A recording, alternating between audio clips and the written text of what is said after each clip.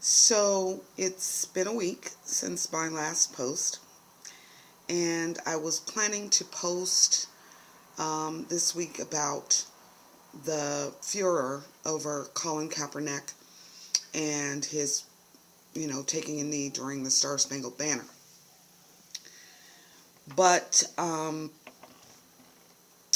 think Tuesday or so, early in the week, we had news of another murder by the police. One in Tulsa, Oklahoma, and that was Terence Crutcher. And he was, stopped. His car was broke down, and the police came upon the scene and murdered him. And the other was in Charlotte, North Carolina, Keith Lamont Scott, who apparently was waiting for his son to get home. He was in the car.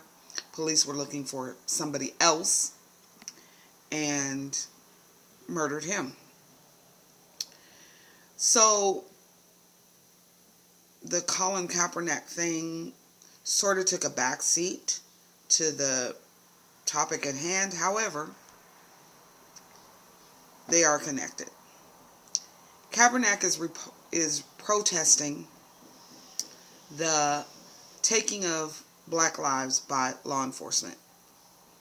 And since he began his protest about a month ago, 17 black men have been murdered by law enforcement. 17 black men have been murdered by law enforcement. I'm going to let that sink in.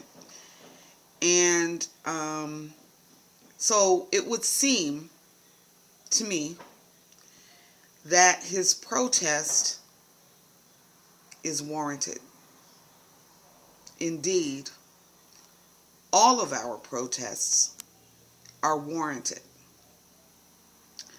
I also wanted to speak to the murder of a 13-year-old child in Columbus, Ohio on the 14th of September, Tyler King. And he was shot 3 times and murdered by the police. And we didn't really hear of that on the news outlets, unless it was local. So I just wanted to speak to him because I feel like he deserves our outrage too, as do all of the men and women and children who are murdered each year by law enforcement. And as I was watching the protests that were taking place in Charlotte following the murder of Keith Lamont Scott, I was also struck by something else. The word violence is never used in relationship to law enforcement's murder of human beings. It's only used to describe black outrage after the murder. So what I'm getting is that the violence doesn't occur until we respond to the murder.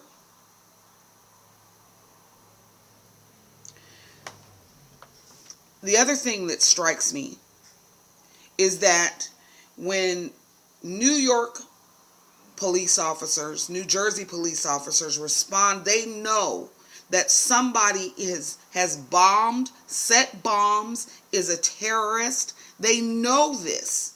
He has now opened fire on police, striking them with his bullets, and yet he is taken alive.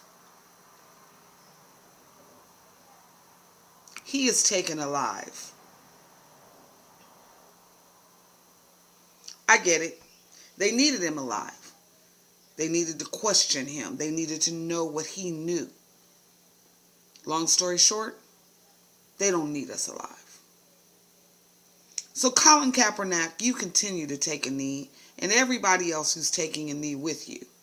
But I'm urging you anybody who's listening to this, as a human being with a heart who understands that it is not right for people who are supposed to serve and protect to murder. They serve themselves.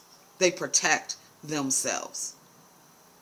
Now, I understand that the young woman in Tulsa has been charged with manslaughter.